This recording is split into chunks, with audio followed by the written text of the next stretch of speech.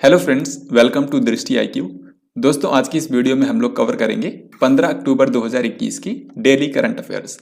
तो रोजाना की तरह यहाँ पर भी 12 क्वेश्चंस हैं और हर एक क्वेश्चन काफ़ी महत्वपूर्ण है, तो आपको बिल्कुल ध्यान से इस वीडियो को देखना है। तो चलिए वीडियो को शुरू करते हैं। यहाँ पर सबसे पहला क्वेश्चन है, यूनाइटेड नेशन के द्वारा अंतर्राष्ट्रीय ग्रामीण महिला दिवस कब मनाया जाता है? तो ग्रामीण महिलाओं के सम्मान में यूनाइटेड नेशंस के द्वारा हर साल 15 अक्टूबर यानी कि आज ही के दिन अंतर्राष्ट्रीय ग्रामीण महिला दिवस मनाया जाता है, क्योंकि कृषि विकास, ग्रामीण विकास और गरीबी उन्मूलन में ग्रामीण महिलाओं का काफ़ी अहम योगदान है। तो इसीलिए हर साल 15 अक्टूबर को ग्रामीण महिलाओं के सम्मान में अंतर्राष्ट्रीय ग्रामीण महिला दिवस मनाया जाता है। और इस बार की थीम जो है ये काफ़ी इंपॉर्टेंट रखी गई है, rural women cultivating good food for all, यानी कि सभी के लिए अच्छे भोजन की खेती करती ग्रामीण महिलाएं। तो आपको इसकी थीम भी याद रखनी है, rural women cultivating good food for all. The custodian of trust a banker's memoir, आपको बताना है इस पुस्तक के लेखक कौन है। तो इसको लिखा है एसबीआई के पूर्व चेयरमैन रजनीश कुमार ने। रजनीश कुमार ने इस किताब में बताया है कि इन्होंने शुरुआती जीवन से लेकर के एसबीआई के चेयरमैन बनने तक का इनका सफर कैसा रहा और भारत में वित्तीय प्रणाली किस तरीके से काम करती है, उसके ऊपर इन्होंने ये किताब लिखी है। ये साल 2017 में एसबीआई के चेयरमैन बने थे और 2020 में इनके जगह फिर दिनेश कुमार खारा को बनाया गया था। तो रजनीश कुमार ने हाल ही में अपने जीवन के ऊपर किताब लिखी है, the custodian of trust a banker's memoir. इसके अलावा आपको यह भी याद रखना है, जो भारत पे है, भारत पे ने हाल ही में अपने बोर्ड का इनको अध्यक्ष बना लिया है। साथ ही जो आंध्र प्रदेश की सरकार है, इन्होंने रजनीश कुमार को अपना आर्थिक सलाहकार नियुक्त किया है। तो ये सारे पॉइंट्स आपको याद रखने हैं। अब हम लोग आगे बढ़ते हैं। सेबेस्टियन कुर्ज के इस्तीफा देने के बाद ऑस्ट्रिया के नए चांसलर कौन बन गए हैं? दोस्तों, जिस तरीके से भारत में प्रधानमंत्री का पद है, इसी तरीके से कुछ देशों में चांसलर का पद होता है। जैसे कि आप जानते हैं जर्मनी की इस समय चांसलर हैं एंजेला मर्केल। ऐसे ही जो यूरोपियन कंट्री ऑस्ट्रिया है, यहाँ पर भी चांसलर का पद होता है। और यहाँ के जो अभी तक चांसलर थे सेबेस्टियन कुर्ज, इन्होंने हाल ही में इस्तीफा दे दिया था।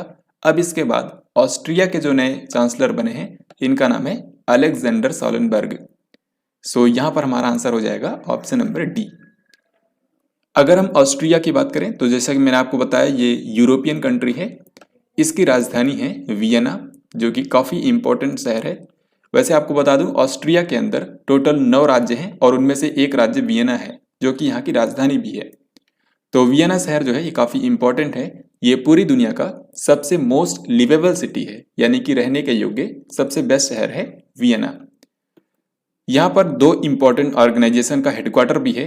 एक तो है ओपेक, यानी कि जो तेल बेचने वाले देश हैं, organization of petroleum exporting countries, इसका हेडक्वार्टर वियना में है।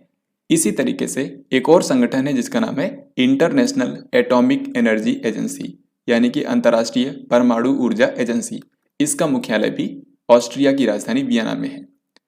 और दोस्तों, जो इंटरनेशनल एटॉमिक एनर्जी एजेंसी है, इसके बारे में आपको याद रखना है कि इसका बाह्य लेखा परीक्षक हाल ही में भारत के कैग को बना दिया गया है, जो कि इस समय है गिरीश चंद्र मुर्मू। तो ये 2022 से लेकर 2027 यानी कि 6 सालों के लिए इंटरनेशनल एटॉमिक एनर्जी एजेंसी में एक्सटर्नल ऑडिटर यानी कि बाह्य लेखा परीक्षक के रूप में कार्यभार संभालेंगे। तो ऑस्ट्रिया के हाल ही में जो नए चांसलर बने हैं, इनका नाम है अलेक्जेंडर सोलनबर्ग। 13 अक्टूबर 2021 को G20 देशों के वित्त मंत्रियों और केंद्रीय बैंकों के गवर्नरों की चौथी बैठक किस शहर में आयोजित की गई? तो इसका सही आंसर होगा ऑप्शन नंबर डी, यानी कि वाशिंगटन डीसी। अमेरिका की राजधानी वाशिंगटन डीसी के अंदर हाल ही में G20 के वित्त मंत्रियों और केंद्रीय बैंक के गवर्नर्स की मीटिंग आयोजित की गई थी। और दोस्तों, आपको पता होगा कि इस साल G20 का अध्यक्ष है इटली। तो ये बैठक भले ही वाशिंगटन डीसी में हुई है, लेकिन इसकी अध्यक्षता की है इटली ने, क्योंकि इस साल के लिए इटली के पास ही G20 की अध्यक्षता है। तो इसमें शामिल होने के लिए भारत से गई थी भारत की वित्त मंत्री निर्मला सीतारमण, यानी कि अमेरिका की यात्रा पर गई थी और वहां पर इन्होंने वाशिंगटन डीसी में इस बैठक में हिस्सा लिया। सेला सुरंग का निर्माण निम्न में से किस राज्य में किया जा रहा है? तो इसका सही आंसर होगा ऑप्शन डी यानी कि अरुणाचल प्रदेश। दोस्तों सेला सुरंग जो है ये काफ़ी इंपॉर्टेंट लोकेशन पर है क्योंकि ये अरुणाचल प्रदेश के अंदर तवांग जिले में आती है। इसको तवांग जिले के अंदर बनाया जा रहा है और तवांग जिले के जस्ट बाद यहाँ पर चाइना बॉर्डर आता है। तो इस सुरंग के बन जाने से असम के गुवाहाटी शहर से लेकर तवांग के बीच में एक बेहतर कनेक्टिविटी हो जाएगी, जिससे हर एक मौसम में तवांग तक आसानी से किसी भी समय पहुंचा जा सकता है। यह सुरंग न केवल राष्ट्रीय सुरक्षा की दृष्टि से इम्पोर्टेंट है बल्कि वहाँ के जो स्थानीय नागरिक हैं उनके लिए भी काफ़ी इम्पोर्टेंट है। तो सेला सुरंग जो है इसकी आधारशिला भारत के प्रधानमंत्री नरेंद्र मोदी ने साल 2019 में रखी थी और इसको BRO के प्रोजेक्ट वर्तक के तहत बनाया जा रहा है। ये आपको याद रखना है, BRO इसको बना रहा है प्रोजेक्ट वर्तक के तहत। BRO ने सेला सुरंग को बनाने के लिए जो प्रोजेक्ट शुरू किया है, इसके तहत यहाँ पर 2 टनल बनाई जाएंगी। एक तो मेन टनल है जो कि 1.5 किलोमीटर लंबी होगी और दूसरी टनल यहाँ पर बनाई जा रही है 980 मीटर की। तो इसकी जो मेन टनल है ये तो बनकर तैयार हो गई है और अभी हाल ही में भारत के रक्षा मंत्री राजनाथ सिंह ने इसका उद्घाटन भी कर दिया है। लेकिन इसमें जो दूसरी टनल बनाई जा रही है 980 मीटर की, इसमें अभी काफ़ी काम बाकी है। तो इस प्रोजेक्ट के हाल ही में आखिरी चरण की शुरुआत हो चुकी है, जिसके तहत नेक्स्ट ईयर फरवरी तक ये सुरंग बनकर तैयार हो जाएगी। तो दोस्तों आपको याद रखना है सेला सुरंग जो है इसका निर्माण किया जा रहा है अरुणाचल प्रदेश के तवांग जिले में। प्रत्येक वर्ष विश्व छात्र दिवस यानी कि वर्ल्ड स्टूडेंट डे कौन से दिन मनाया जाता है? तो इसका सही आंसर होगा ऑप्शन सी यानी कि 15 अक्टूबर। तो 15 अक्टूबर को हर साल विश्व छात्र दिवस मनाया जाता है। और दोस्तों ये जो दिन होता है ये डॉक्टर APJ अब्दुल कलाम जी का जन्मदिन होता है, जो कि भारत के एक महान वैज्ञानिक और भारत के पूर्व राष्ट्रपति थे। तो इन्हीं की जयंती को वर्ल्ड स्टूडेंट डे यानी कि विश्व छात्र दिवस के रूप में मनाया जाता है और इसकी घोषणा करी थी यूनाइटेड नेशन ने। डॉक्टर APJ अब्दुल कलाम जो थे ये तमिलनाडु के रामेश्वरम से थे। इन्होंने साल 2002 से लेकर 2007 तक भारत के राष्ट्रपति के रूप में काम किया था। इनको मिसाइल मैन ऑफ इंडिया भी कहा जाता है। हाल ही में भारत ने किर्गिस्तान के लिए कितनी धनराशि के लाइन ऑफ क्रेडिट की घोषणा कर दी है? तो इसका सही आंसर होगा ऑप्शन सी यानी कि $200 मिलियन। किर्गिस्तान आप जानते हैं मध्य एशिया का एक देश है और इसकी राजधानी है बिश्केक। साथ ही यहाँ की करेंसी है किर्गिस्तानी सोम। तो किर्गिस्तान जो कि मध्य एशिया का एक देश है, यहाँ पर हाल ही में भारत के विदेश मंत्री डॉक्टर S जयशंकर 2 दिनों की यात्रा पर गए थे और इस दौरान उन्होंने किर्गिस्तान को लाइन ऑफ क्रेडिट के रूप में $200 मिलियन का ऋण देने की अनाउंसमेंट की है। इसके जरिए भारत किर्गिस्तान में वहाँ पर विकास परियोजनाओं में मदद करेगा। वैसे किर्गिस्तान जो है ये शंघाई कोऑपरेशन ऑर्गेनाइजेशन यानी कि SCO का भी मेंबर है। 15 अक्टूबर से भारत और किस देश के बीच में संयुक्त सैन्य अभ्यास युद्ध अभ्यास 2021 का आयोजन किया जाएगा? तो दोस्तों भारत और अमेरिका के बीच में जो आर्मी का एक्सरसाइज होता है उसका नाम ही है युद्ध अभ्यास। तो अभी 2021 का इसका आयोजन किया जा रहा है। ये इसका 17वां संस्करण है। इससे पहले आपको याद होगा 16वां संस्करण इसी साल फरवरी महीने में आयोजित किया गया था भारत के अंदर और उसका आयोजन किया गया था राजस्थान के बीकानेर में, जो महाजन फील्ड फायरिंग रेंज है वहां पर इसका आयोजन किया गया था। लेकिन अभी 17वां संस्करण इसका शुरू हो चुका है 15 अक्टूबर से और ये चलेगा 29 अक्टूबर तक। तो पिछली बार इसका आयोजन भारत ने किया था, इस बार इसको आयोजित कर रहा है अमेरिका। तो इस बार जो इसका आयोजन हो रहा है ये अमेरिका के अलास्का के अंदर एक मिलिट्री बेस पर आयोजित किया जा रहा है। तो इस क्वेश्चन का हमारा आंसर होगा ऑप्शन डी यानी कि अमेरिका। इसमें शामिल होने के लिए भारत से 300 सैनिकों का दल भेजा गया है। आंध्र प्रदेश उच्च न्यायालय के नए मुख्य न्यायाधीश के रूप में किसने शपथ ली है? तो अभी हाल ही में आंध्र प्रदेश हाईकोर्ट के नए मुख्य न्यायाधीश बन गए हैं प्रशांत कुमार मिश्रा। प्रशांत कुमार मिश्रा इस समय आंध्र प्रदेश के जो राज्यपाल हैं विश्वभूषण हरिचंदन, इन्होंने प्रशांत कुमार मिश्रा को आंध्र प्रदेश हाईकोर्ट के नए मुख्य न्यायाधीश के रूप में शपथ दिलाई है।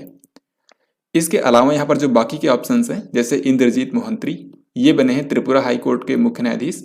प्रकाश श्रीवास्तव बने हैं कलकत्ता हाईकोर्ट के। अरविंद कुमार बने हैं गुजरात हाईकोर्ट के मुख्य न्यायाधीश। न्यायमूर्ति रवि विजय कुमार मलिमथ या फिर RV मलिमथ, आप इनको कह सकते हैं। RV मलिमथ निम्न में से किस हाईकोर्ट के नए मुख्य न्यायाधीश बन गए हैं? इसका सही आंसर होगा ऑप्शन डी यानी कि मध्य प्रदेश हाईकोर्ट। तो मध्य प्रदेश हाईकोर्ट के नए चीफ जस्टिस बन गए हैं आर.वी. मलिमथ।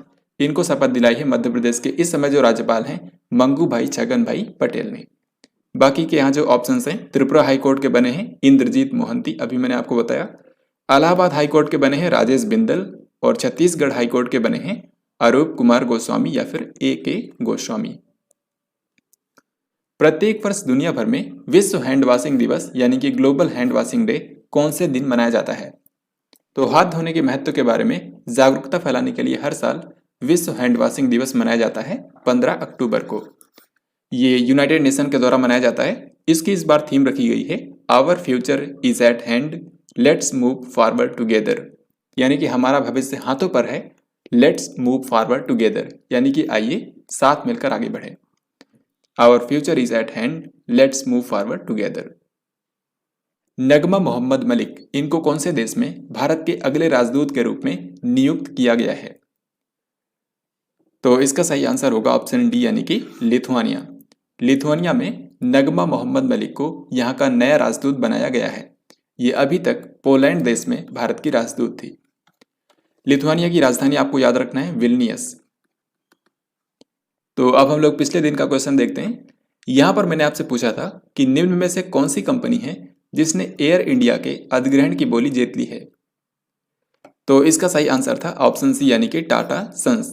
टाटा सन्स ने 18,000 करोड़ रुपए की बोली लगा करके एयर इंडिया के अधिग्रहण की बोली जीत ली है। तो अब यहाँ पर आपको इस क्वेश्चन का आंसर सभी को करना है। FIH पुरुष प्लेयर ऑफ द ईयर 2020-21 के रूप में किसको सम्मानित किया गया है? तो इसका जो भी राइट आंसर है आपको कमेंट बॉक्स में लिखकर बताना है। तो दोस्तों इस तरीके से हम लोगों ने आज यानी कि 15 अक्टूबर 2021 से करंट अफेयर्स के जो भी इंपॉर्टेंट क्वेश्चन हो सकते थे उनको हम लोगों ने यहाँ पर कवर कर लिया है। तो आई होप आपको ये वीडियो डेफिनेटली पसंद आया होगा, और अगर आपको ये वीडियो पसंद आया है तो इस वीडियो को लाइक ज़रूर करें। और आज विजयादशमी यानी कि दशहरा है, तो मैं आप सभी को दशहरा की हार्दिक शुभकामनाएं देता हूँ। Keep learning and keep enjoying your life.